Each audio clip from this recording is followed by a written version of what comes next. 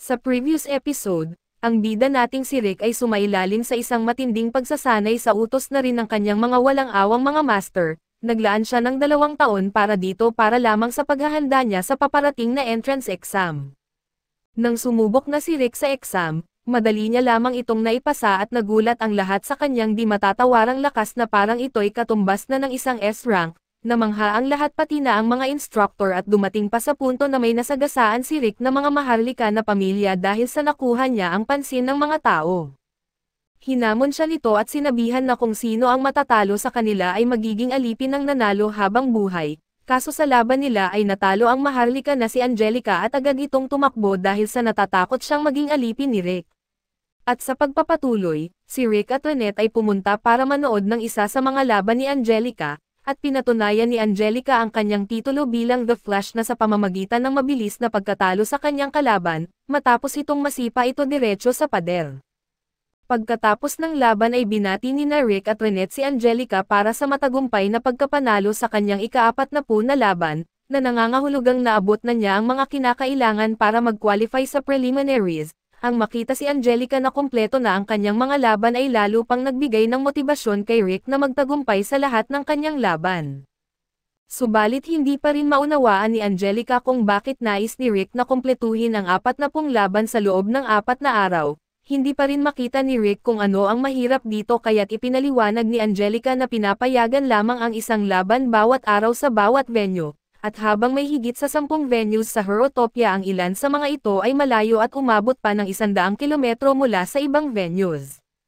Kaya naman ay imposible halos ang maglakbay at magtugma ng oras para sa kanyang mga laban, gayunpaman pinutol ni Rick ang paliwanag ni Angelica dahil may laban siya sa Green Hill venue. Sinabi ni Angelica na hindi siya aabot sa oras dahil ang venue na iyon ay mahigit 30 kilometro ang layo at kahit ang pinakamabilis na karwahe ay hindi aabot sa oras. Ngunit hindi naman sinabi ni Rick na gagamit siya ng karwahe. Nagmamadali siya kaya mas mabilis kung tatakbo na lang siya at sa tingin ni Angelica ay baliw na ideya ito, pero nang magsimulang tumakbo si Rick at maglaho sa isang ulap ng alikabok dahil sa bilis, naisip niya na hindi na siya karapat-dapat tawaging The Flash kung ganito kabilis si Rick. Habang hindi pa makayanan ni Angelica ang pagkawala ng kanyang titulo ay tinanong siya ni Lynette kung gusto niyang manood ng laban ni Rick at syempre gusto niya. Pero kahit sa bilis niya ay hindi niya kayang makasabay kay Rick at kaya't inalok ni Lynette na siya na lang ang magdala kay Angelica, ngunit nag-alinlangan si Angelica dahil may masama na kutob siya rito. Ngunit bago pa siya makasagot ay binuhat na siya ni Lynette at nagsimulang tumalon mula sa bubong patungo sa bubong ng mabilis. Nakiusap si Angelica kay Lynette na bumalik sa lupa kaso ayaw ni Lynette dahil masyadong komplikado ang mga daan. Sa huli ay nakarating si Angelica sa arena upang panoorin ang laban ni Rick. Ngunit sa sobrang pagkabisi sa pagsusuka ay hindi niya napanood ang laban nito at sinabi ni Rick na nagkamali siya sa laban na iyon dahil kailangan pa niyang magsanay sa paggawa ng di nakakamatay na atake, ngunit kailangan niyang magsanay mamaya dahil kailangan na niyang pumunta sa susunod na venue.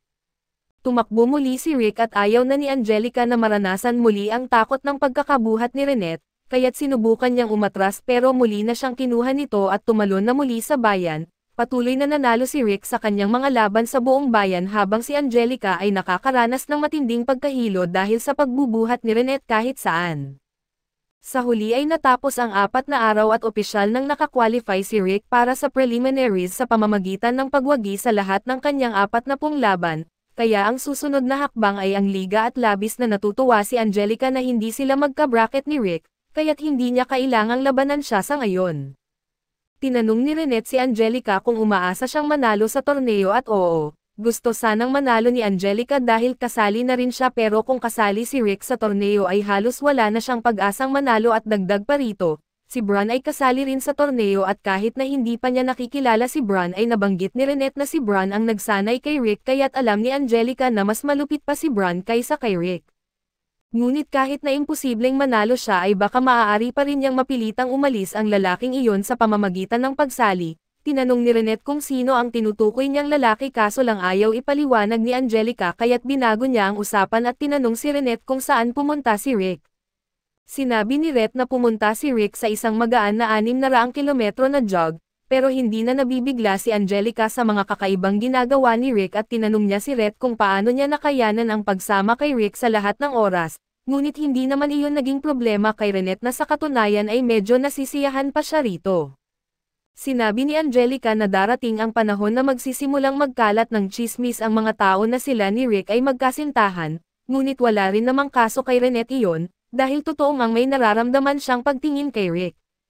Nabigla si Angelica sa pagkakabigkas ni Renette nito at maya-maya, may isang lalaking lumapit sa kanila at nagsabing may request siya para sa dalawang magagandang babae. Akala ni Angelica na nanliligaw ang lalaki sa kanila pero ang totoo ay nakiusap ito dahil kulang siya sa tauhan at kailangan niya ng part-time na mga manggagawa.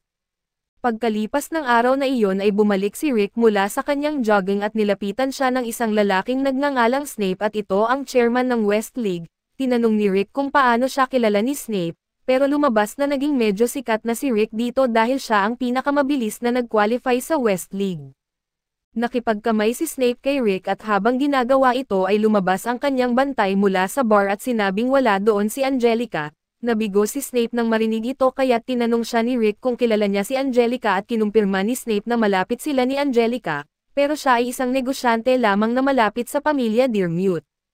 Nagpalit ng paksa si Rick at tinanong si Snape kung kailan siya nagretiro bilang mandirigma, pero nagulat si Snape na alam ni Rick na dati siyang mandirigma dahil hindi niya ito nabanggit. Ipinaliwanag ni Rick na nang sila ay nagkamay ay naramdaman niya na ang mga kamay ni Snape ay kamay ng isang sanay na mandirigma. Inamin ni Snape na minsan siyang nanalo sa isang maliit na torneo at ang hiyawan ng mga tao ay parang wala pa siyang naranasan na tulad nito, pero nangyari iyon 20 taon na ang nakalipas at matagal na siyang nagretiro mula noon, kaya iyon na ang una at huli niyang tagumpay. Talagang natutuwa siya pagdating sa laban at sa katunayan ay nagpapadala ang kanyang kumpanya ng isang mandirigma sa torneo ngayong taon, pero may iba pa siyang negosyo na kailangang asikasuhin kaya't kailangan na niyang putulin ang kanilang pag-uusap. Nagpaalam si Snape kay Rick pero bago siya umalis ay hiniling din niya kay Rick na ipaalam kay Angelica na hinanap siya nito, at na huwag masyadong maglaro si Angelica dahil gusto niyang alagaan nito ang kanyang katawan. Pagkaalis ni Snape ay pumasok si Rick at nilapitan siya ni Melissa at tinanong siya kung ayos lang ba siya. Nakita raw niya si Rick na nakikipag-usap kay Snape at bagamat walang nangyaring masama, gusto niyang maging maingat si Rick na baka magmukhang isang ginoo si Snape pero may mga usap-usapan na bahagi siya ng kriminal na mundo, at nagulat si Rick nang marinig ito dahil konektado si Snape sa pamilya ni Angelica. Lubos na nakakagulat nang ang kumpanya ni Snape ay naging pangunahing sponsor ng torneo ngayong taon, at bilang sponsor ay may libre siyang slot para magpadala ng kahit sino sa torneo. Biglang narinig ni Rick ang ilang lalaki sa bar na nag-uusap tungkol sa kung gaano kaganda ang mga bunny girls sa labas at nang mabanggit nila na may dark elf bunny girl, naramdaman ni Rick na gusto niyang makita ito. Lumipat ang eksena sa harap ng West League Stadium kung saan si Angelica at Renette ay nagboboluntaryo bilang mga advertising bunny girls. Talagang todo bigay si Angelica pero hindi niya ginagawa ito dahil gusto niya, kundi dahil hindi niya kayang baliwalain ang request ng lalaki nang makita niyang napakadesperado nito. Samantala ay sinabi ni Renette na ang tanging dahilan kung bakit ginagawa niya ito ay dahil pumayag din si Angelica. Hindi naman masama ang trabaho pero palaging may mga lasing na hindi alam kung kailan titigil, at ang lalaking ito ay tila talagang nasisiyahan na mangharas ng mga bunny girls hanggang sa magtakbuhan sila. Pero nang subukan niyang hawakan ang dibdib ni Angelica at nung una, wala masyadong nahahawakan pero tumanggap din siya ng masamang pambubugbog mula kay Angelica, habang galit na galit niyang tinatadyakan ang ulo nito. Lumapit si Rick at nagulat siya nang makita si Angelica sa bunny outfit. Nahihiya si Angelica at sinubukan niyang ipaliwanag na ginagawa niya lang ito para makatulong ng kaunti, pero tumigil na si Rick sa pakikinig sa kanya nang makita niya si Renette at literal na parang may sparks na lumilipad. Samantala si Kerwin ay nagbabasa ng dyaryo at nakita niya ang isang artikulo tungkol kay Bron, at kung paano natapos ni Bron ang lahat ng kanyang qualifying matches sa loob lamang ng 2 araw. Sinabi ni Kerwin na mukhang kalmado si Rick kumpara sa Ogre pero natapos pa rin niya ang lahat ng laban niya sa loob ng 4 na araw kaya talagang excited siya para sa laban ngayong taon. Naalala ng coach ang panahon na pumunta siya sa isang mahirap na lungsod para maghanap ng bagong talento. Pumasok siya sa isang bar at nakita si Kerwin na tinalo ang isang buong gang na sumubok sa kanya at noong panahong iyon, kilala si Kerwin bilang the Hungry Wolf of the Slums at tinanong niya ang coach kung naroon siya para subukang talunin siya. Ngunit sa kabaligtaran ay naroon ang coach upang ibigay kay Kerwin ang isang pagkakataon sa buhay. sinabi niya na nais niyang kunin si Kerwin bilang isang mandirigma para sa Herotopia at sa kanyang lakas, makukuha niya ang anumang nais niya sa pamamagitan ng pagkapanalo sa mga laban. Maraming malalakas na mandirigma doon upang mapanatili siyang abala, at nang marinig ito ni Kerwin ay nakumbinsi siya at matagal na mula nang siya ay naging excited para sa isang laban, kinabukasan ay magsisimula na ang mga liga at isa lamang mula sa bawat block ang pwedeng lumahok sa torneo kaya't inaasahan ang matinding laban. Ang unang laban sa Block A ay sa pagitan nina Angelica at isang mandirigmang nagngangalang Helen. Sa simula ng laban ay tila mas nagpipilit si Angelica kaysa sa karaniwan na hindi niya karaniwang ginagawa. Sa huli ay nanalo siya sa pamamagitan ng pagsipa kay Helen sa pader pero halata nang hinihingal na siya.